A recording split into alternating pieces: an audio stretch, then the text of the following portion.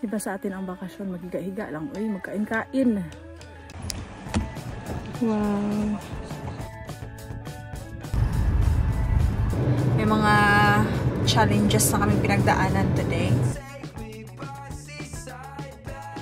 So no, Mahal is saying, it's not enough, which makes sense. Anong ginagawa ko dito? Bakit ganito ang mga aktibidades namin? Dahil ang Pilipina gusto niya ng magandang pictures, tapos ang Belgian, hindi nga! Sabi niya. Honeymoon vlog in Italy, part 2.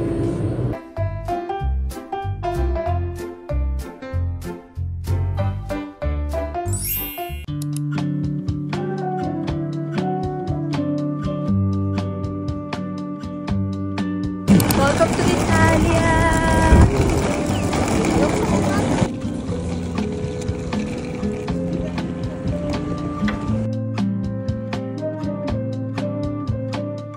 Ito na yung na-rent namin na car for 7 days.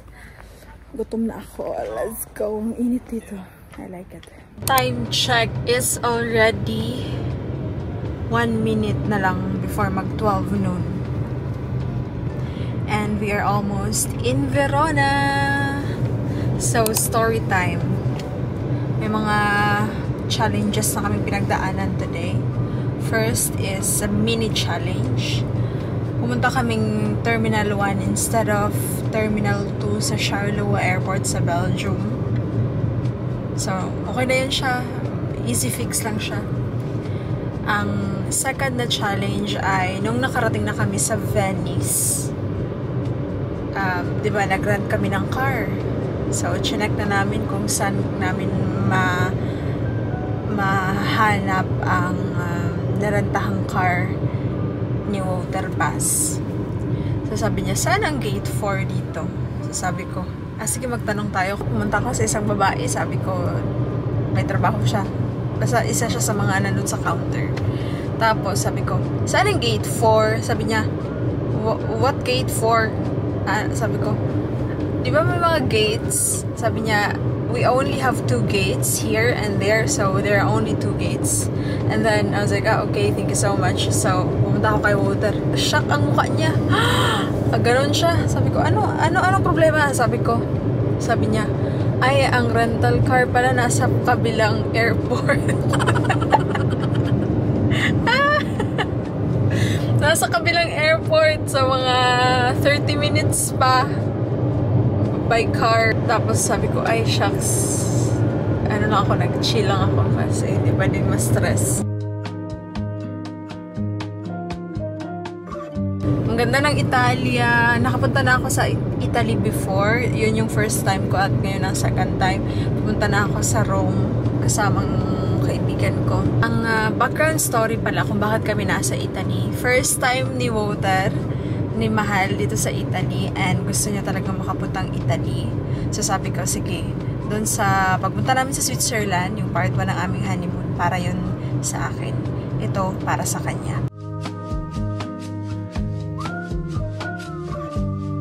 Yan ang update ha. Don't forget to like and subscribe and click the notification bell para pag may mga bago tayong vlog, malalaman nyo kaagad at mapapanood ninyo. Thank you so much! Honeymoon vlog in Italy, part 2.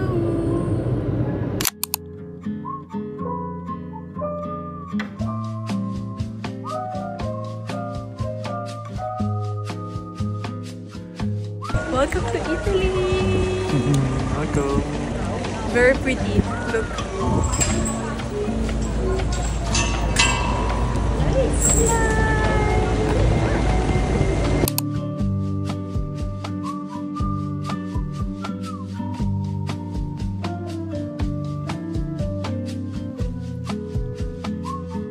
Dito kami ngayon papunta sa sentro ng Verona. Sino-sino nakapanood ng Emily in Paris? Emily in Paris? Who watch Emily in Paris? Kasi mag-Rome na sila. They will move to Rome. Sorry.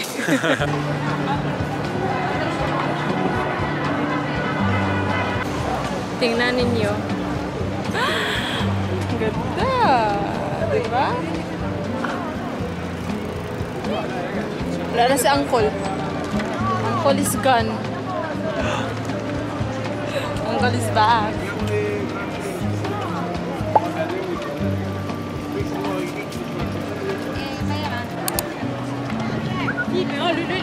Yo, ni Auntie. Oy! Congratulations, Auntie!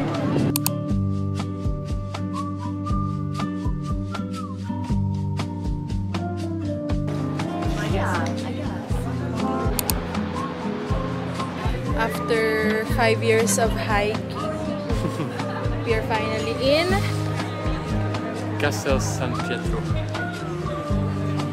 Castel. Castellia. Castells Espia. San Pietro. San Pietro. It's very warm. Yeah, Mainit. There's sun-kissed here. We're not complaining. We're not complaining.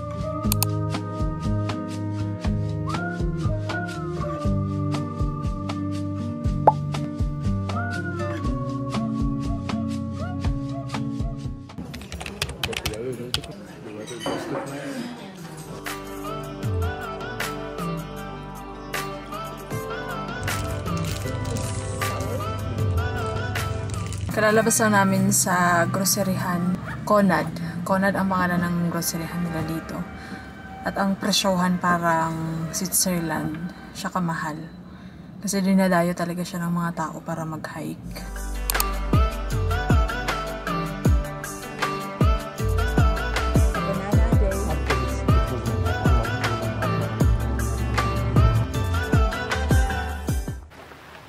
So, andito na kami sa starting point ng aming hike.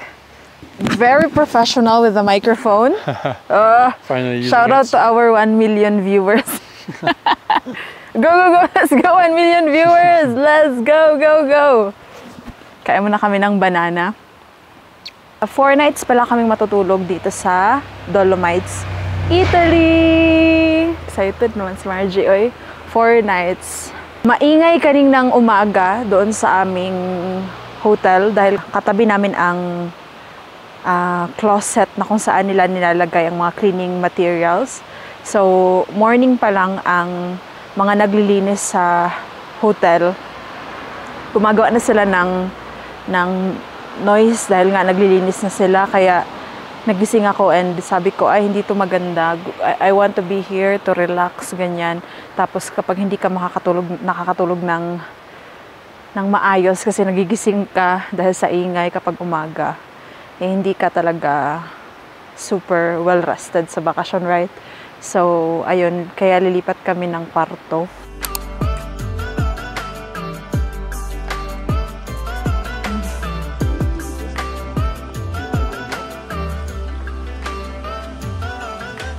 First na pahinga. Hindi ko na kaya. Halfway pa lang kami. At yan ang salarin kung bakit tayo nasa Dolomites. Dito daw napili niya sa Dolomites dahil maraming gagawin. Ang gagawin namin ay magpagod ng sarili. Diba sa atin ang bakasyon, maghiga-higa lang. Uy, magkain-kain. Ang bakasyon ni Mutter, mag-hike-hike. Laman. Hindi na kinaya ng powers ni Margie. Grabe. Grabe. Grabe nagreklamo na si Margie na sa atin, dyan sa Pilipinas, pag sinabing magbakasyon, hala, magkahiga lang man. Uy, anong ilaha magpagod-pagod man? Kapag hindi ko na kaya yung hingal ba, napapaisip ako, anong ginagawa ko dito? Bakit ganito ang mga aktibidades namin? Pero, anak jud ay ning life. Kailangan na ito mag-hike-hike yun.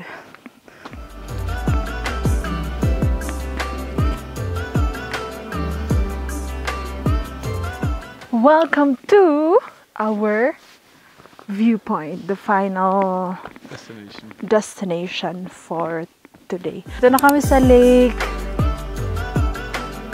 Magre-research pa si Wouter kung ano ang pangalan ng lake na to.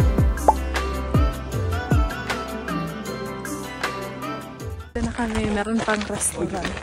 Do you call this one restaurant? I think it's a refugio. Unsa? Refugio. Basta mauna to siya.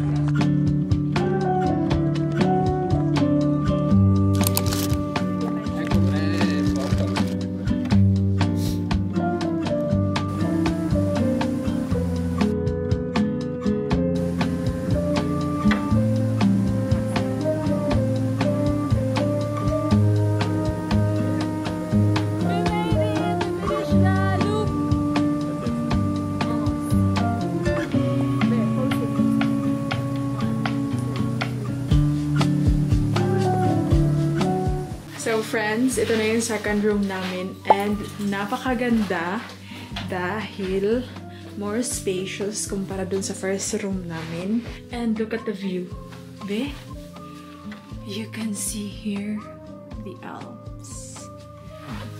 The other one. Wow! Wow! You like it?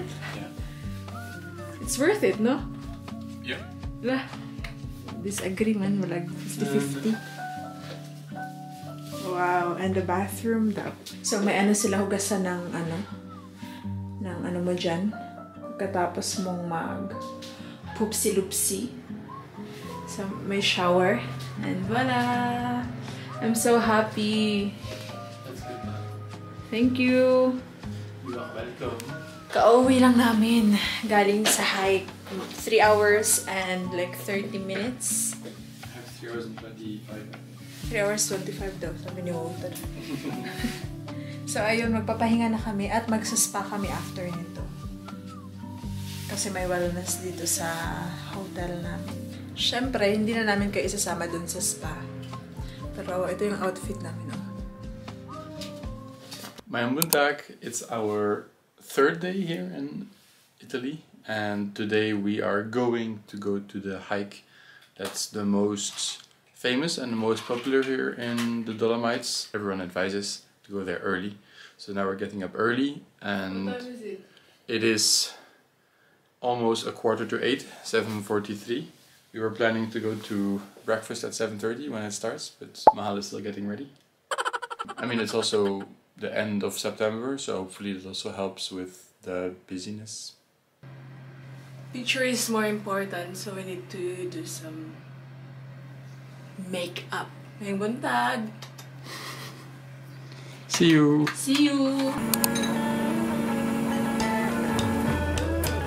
Nagmamadali na kami ngayon dahil popular na hike ang pupuntahan namin. So, sana may maparkingan pa kami.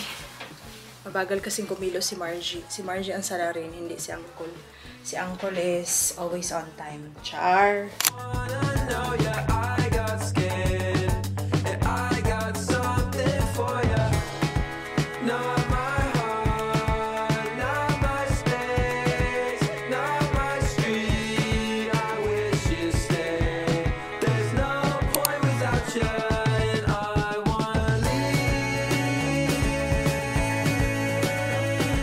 Nabiyar ko na sa water na baba na lang ako, be. Nakakakot naman. Ay, saka kayo.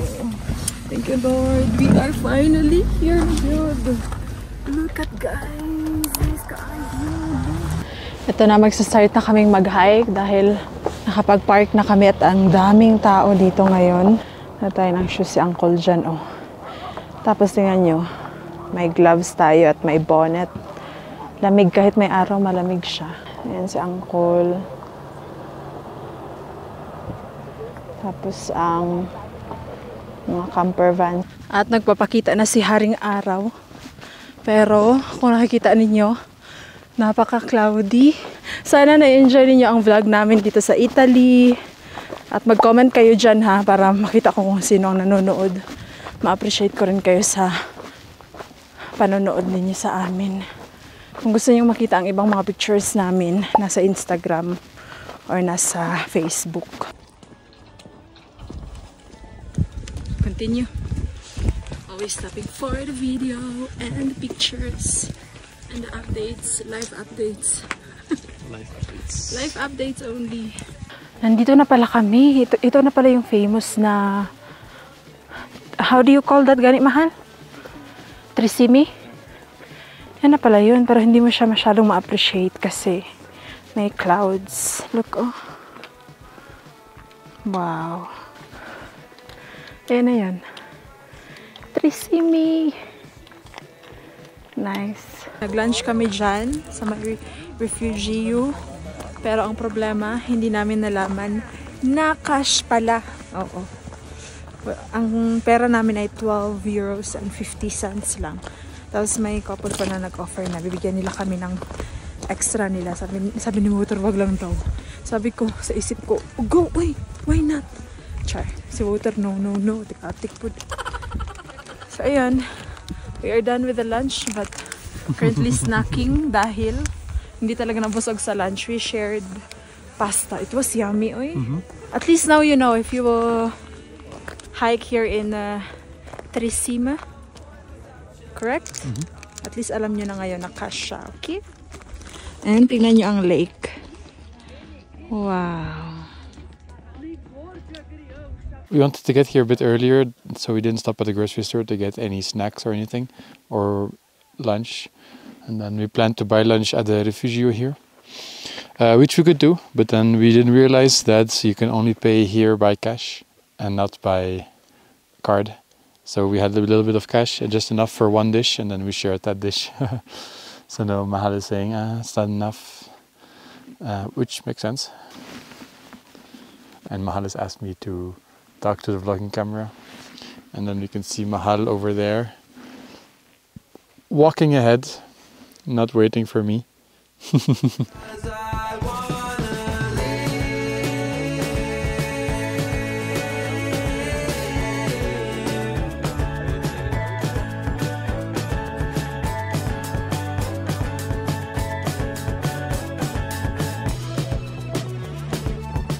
Hindi ako makapaniwala na itong mga lugar na to napupuntahan ko na ngayon. God's grace. Everything is God's grace, good. Habang pinagmamasdan ko ang mga tanawin sa paligid, naisip ko na parang hindi ako makapaniwala na grabe no? Possible pala. And grabe, ito pala mga ginawa ni ng Panginoon. Nandito kaganda. Ano na lang sa langit, no? Mas maganda pa ang langit nito. Ang promised land. As you can see, it gets pretty busy on the trail sometimes. And now Mahal was... Mahal? Yes? And now Mahal was like, wow, look, another steep climb, because earlier there was a steep climb. And then this one is the second to last. After that one, there's one more climb, and then it's finished. Tapos na kami sa aming hike. Mga 5 minutes walk na lang, or less. Less, I think. Less, there, I think. Less than 5 minutes, and then we're finally over. We're finally done with the hike for today. Nakakapagod, grabe. Pero nice para to sa puso natin. Good for the heart.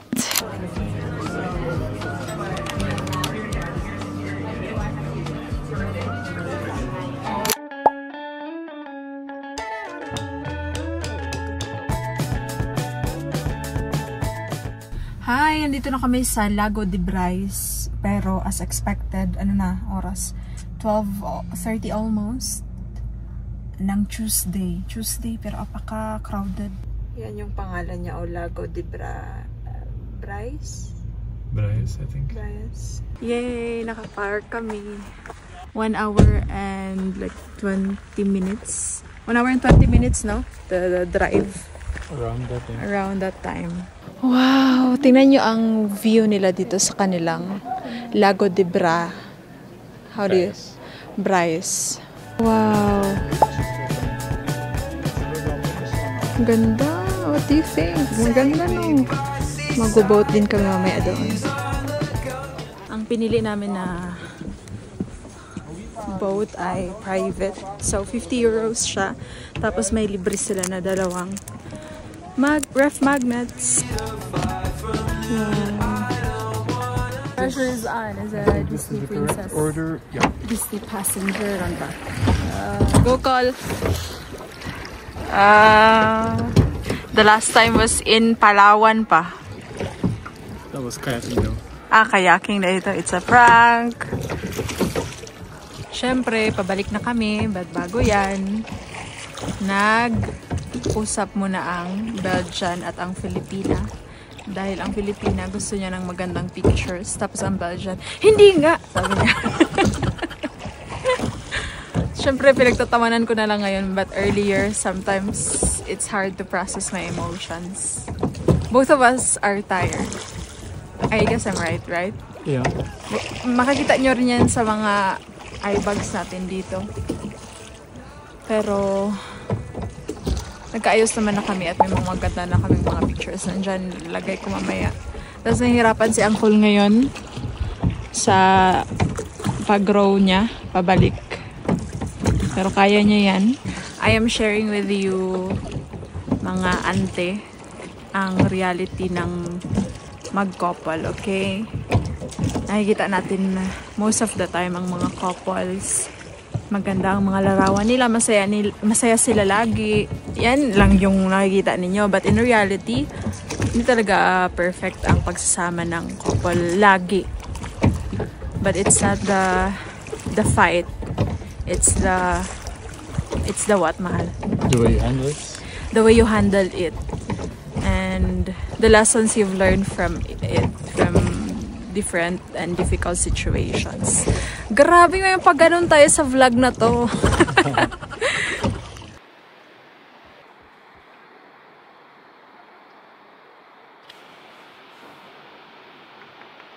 Sabi ko kasi sa kanya, ilang years na tayong nagpipicture-picture kasi Filipina ang asawa mo.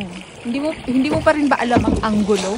Gusto ko kasi makuha niya na sa isang take pa lang, 5 pictures, makuha niya na ang nice angle or ang good pictures para tapos na kami doon. Mag-proceed na sa enjoying the moment. Yun lang yun, uy. Maliit na bagay pero minsan nakakainis. Dear, wow, let's try. You